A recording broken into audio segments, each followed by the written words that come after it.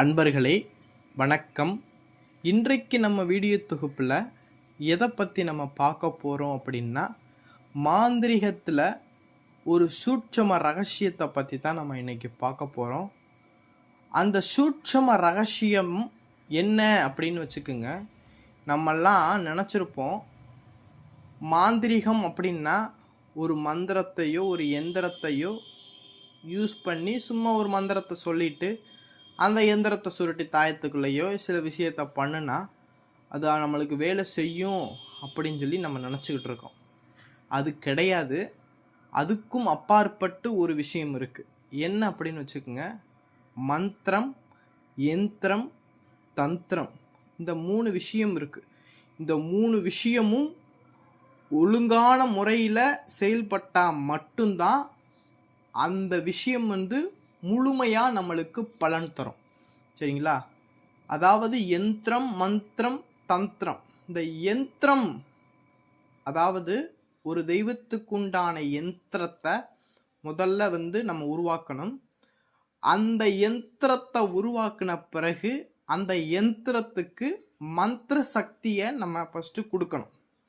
சரிங்களா? அந்த யந்திரத்துக்கு மந்திர சக்தியை நம்ம கொடுக்கணும். இந்த மந்திர சக்தியை கொடுத்த பிறகு தந்திரத்தை அந்த இடத்துல கையாளணும். சரிங்களா? எடுத்தோடனே யந்திரமும் மந்திரமும் கிடைச்ச பிறகு நம்ம என்னைக்கு வேணாலும் அந்த யந்திரத்தையும் வச்சு அந்த மந்திரத்தையும் வச்சு நம்ம ஒரு விஷயத்தை உருவாக்கலாம் அப்படின்னு நினச்சோம்னா அதுதான் அந்த இடத்துல மைனஸ் பாயிண்ட்டு. சரிங்களா? அதாவது யந்திரத்தையும் மந்திரத்தையும் வச்சு நம்ம உருவாக்கும் போது அது வேலை செய்யாமலாம் கிடையாது, வேலை செய்யும். என்னன்னா, நீங்கள் எவ்வளவுக்கு எவ்வளவு அந்த யந்திரத்துக்கு மந்திரங்களை கொடுக்குறீங்களோ அவ்வளவுக்கு அந்த யந்திரம் வேலை செய்யும், செய்யாமலாம் போகாது. ஆனால் முழுமையான பலனை நம்மளுக்கு கொடுக்கணும். அதாவது ஒரு யந்திரம் மந்திரம் ஒரு யந்திரம் முழுமையான பலனை கொடுக்கணும் அப்படின்னா நம்ம என்ன செய்யணும் அப்படின்னு வச்சுக்கோங்க. தந்திரத்தையும் நம்ம கடைபிடிக்கணும். சரிங்களா? இந்த 3 விஷயமுமே நம்மளுக்கு இல்லாமல், சரிங்களா, 3 விஷயமே இல்லாமல் இந்த ஒரு மாந்திரிகத்தை செயல்படுத்த முடியாது. எல்லாருமே உங்களுக்கு மாந்திரீக கலையை சொல்லி கொடுக்குறவங்க மந்திரத்தையும் யந்திரத்தையுமே சொல்லி தருவாங்களே தவிர்த்து தந்திரத்தை யாரும் சொல்லித்தர மாட்டாங்க. ஏன்னா தந்திரம் தான் மெயினே. சரிங்களா? ஒரு பிளக் பாயிண்டே தந்திரம் தான். என்னன்னா, இந்த ஒரு யந்திரத்தை நீங்கள் என்ன செஞ்சிட்டீங்கன்னா உருவாக்கிட்டீங்க.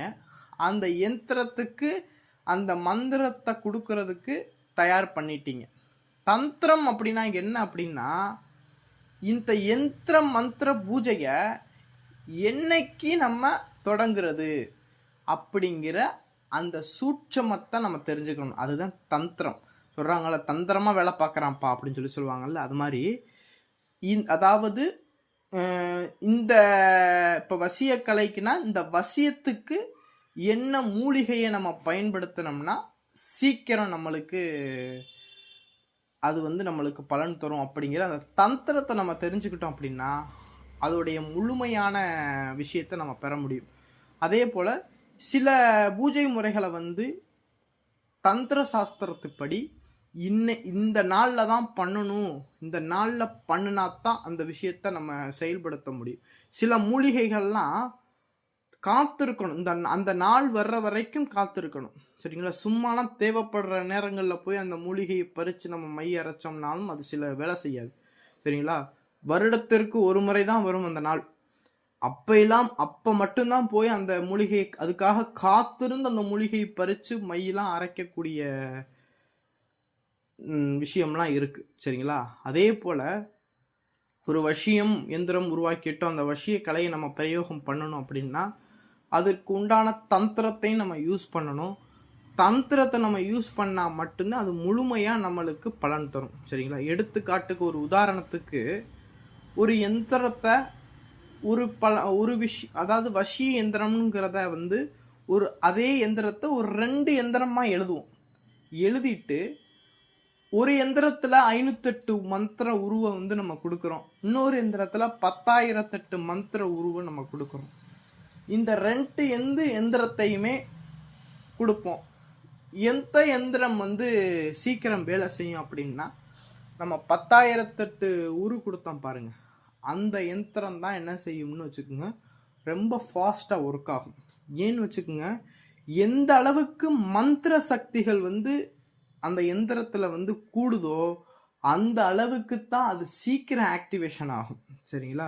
சீக்கிரம் ஆக்டிவேஷன் ஆகணும்னா மந்திர சக்திகள் வந்து ரொம்ப அதிகப்படியாக வந்து நம்மளுக்கு அந்த எந்திரத்தில் போய் சேரணும். சரிங்களா? சேர்ந்தா மட்டும்தான் அந்த எந்திரத்துக்கு வந்து சீக்கிரம் செய்யக்கூடிய சக்தி வரும். ஆனால் 508 உரு கொடுத்தோம் பாருங்க, அந்த எந்திரம் எப்படின்னு வச்சுக்கோங்க, வேலை செய்யும், வேலை செய்யாமலாம் இருக்காது. சரிங்களா? கொஞ்சம் ஸ்லோவாக போகும். சரிங்களா? இப்போ பைக்கில் வந்து 20 ஸ்பீடில் வச்சா கொஞ்சம் ஸ்லோவாக போகும். இது 100 ஸ்பீடில் வச்சோம்னா ஸ்பீடாக போயிடலாம். சரிங்களா? அதே போல தான் மந்திர உருக்கள் வந்து எவ்வளவுக்கு எவ்வளவு வந்து ஒரு எந்திரத்துக்கு அதிகப்படுத்துறீங்களோ அவ்வளவுக்கு அவ்வளவு அந்த எந்திரம் வந்து சக்தி உள்ளதாக மாறும். சரிங்களா? சும்மா 108 உரு கொடுக்கறதுனாலையோ 508 உரு கொடுக்கறதுனாலையோ 10,008 உரு கொடுக்கறதுனாலையோ ஒரு எந்திரம் வந்து சீக்கிரம் வேலை செய்யாது. சரிங்களா? வேலை செய்யும், அதுக்கு நீங்கள் காத்திருக்கணும். சரிங்களா? சும்மா ஒரு நாள் எடுத்து 108 உரு கொடுத்துட்டாப்புல அந்த எந்திரம் வந்து உடனே வேலை செய்யுமா அப்படின்னா வேலை செய்யாது. சரிங்களா? ஒரு எந்திரத்தை போட்டு 10,008 உரு கொடுக்குறீங்க அப்படின்னா, எந்த மந்திரத்துக்குமே ஒரு 10,008க்கு மேலே உரு கொடுக்குறீங்க அப்படின்னா கண்டிப்பாக அந்த எந்திரம் வந்து ஒரு 48 நாளைக்குள்ளே வந்து நம்மளுக்கு அது பலன் கொடுத்துரும். சரிங்களா? அந்தளவுக்கு ஸ்பீடாக இருக்கும். 10,008க்கே அந்த ஸ்பீடு இருக்கும். சரிங்களா? அதனால இந்த மந்திரத்தையும் எந்திரத்தையும் வச்சு எப்படி வேலை செய்யும், அதே கூடுதல் பவர் வர்றதுக்காக தந்திரத்தை நம்ம யூஸ் பண்ணணும். தந்திரம் அப்படின்னா என்னென்னு வச்சுக்க, இந்த பூஜையை இரவு, அதாவது ஒரு பூஜைகள்லாம் இருக்கும். சில மாந்திரிக பூஜைகளில் வந்து ஒரு பூஜைகளெல்லாம் நைட்டு 12 to 1 தான் செய்யணும். அந்த தந்திரத்தை நம்ம தெரிஞ்சிருக்கணும். சரிங்களா? சில பூஜைகளில் வந்து என்ன செய்யணும்னு வச்சுக்கோங்க, இதுக்குண்டான அந்த எந்திரத்துக்கு உண்டான மூலிகைகளை நம்ம வச்சாத்தான் அந்த எந்திரம் வந்து ஆகர்ஷணமாகும். அதாவது அந்த அந்த எந்திரத்துக்கு உண்டான சக்தியை ஆகர்ஷணம் பண்ணி கொடுக்கும். சரிங்களா? சில தந்திரங்கள் நிறைய இருக்கு. இந்த தந்திரத்தை மட்டும் யாரும் என்னன்னு சொல்ல மாட்டாங்கன்னா சொல்லித்தர மாட்டாங்க. சரிங்களா? யாருமே சொல்லித்தர மாட்டாங்க. தந்திரத்தை, மந்திரத்தை கொடுப்பாங்க, எந்திரத்தை கொடுப்பாங்க, அதுக்கு உண்டான பூஜை முறைகள் செஞ்சு இந்தா நீ செஞ்சு நீ வந்து வெற்றி பெற்றுக்க. தந்திரம் அப்படின்னா வச்சுக்கோங்க புத்திசாலித்தனம். சரிங்களா? ஒரு விஷயத்த மனப்பாடம் பண்ணி செய்யறதுக்கும் ஒரு விஷயத்த பல விஷயங்கள்ல ஆராய்ச்சி செஞ்சு உருவாக்குறதுக்கும் வித்தியாசம் இருக்கும். சரிங்களா? ஒரு மந்திரத்தை எடுத்துக்கிட்டோம் அப்படின்னா அதை தந்திரமா வச்சு நம்ம செயல்படுத்தணும். ஒரு விஷயத்துக்குமே நம்ம வந்து தந்திரமா அதை வச்சு யூஸ் பண்ணும்போது தான் அந்த கலையை வந்து நம்ம முழுமையா நம்ம வந்து அனுபவிக்க முடியும். சரிங்களா? அதனால இந்த மாந்திரீகம் கத்துக்கிறோம்னு நினைக்கிறவங்க என்ன செய்யுங்கன்னு வச்சுக்கோங்க, கொஞ்சம் புத்திசாலித்தனமா அந்த மந்திரங்கள் எல்லாம் வச்சு, இப்போ ஒரு விஷயத்துக்கு ஒரு பேய் பிசாசு நீக்கிறதுக்கு ஒரு மந்திரம் கொடுக்குறோம் அப்படின்னா அந்த மந்திரத்தை பொறுமையா வாசிச்சு அந்த மந்திரத்துக்கு உண்டான அர்த்தத்தை ஃபர்ஸ்ட் உங்க மனசுக்குள்ள உணருங்க. உணர்ந்த பிறகு இந்த மந்திரம் எந்தெந்த விஷயத்துக்கு எப்படியெல்லாம் நம்ம பயன்படுத்தலாம் அப்படிங்கிறத உங்களுக்குள்ள யோசிங்க. அந்த யோசனையை செயல்படுத்துங்க. அது சரியோ தப்போ அதை வந்து செயல்படுத்தி பார்த்தா மட்டுமே அது எப்படிலாம் வேலை செய்யுது அப்படிங்கிறத வந்து உங்களுக்கு புரியும். சரிங்களா?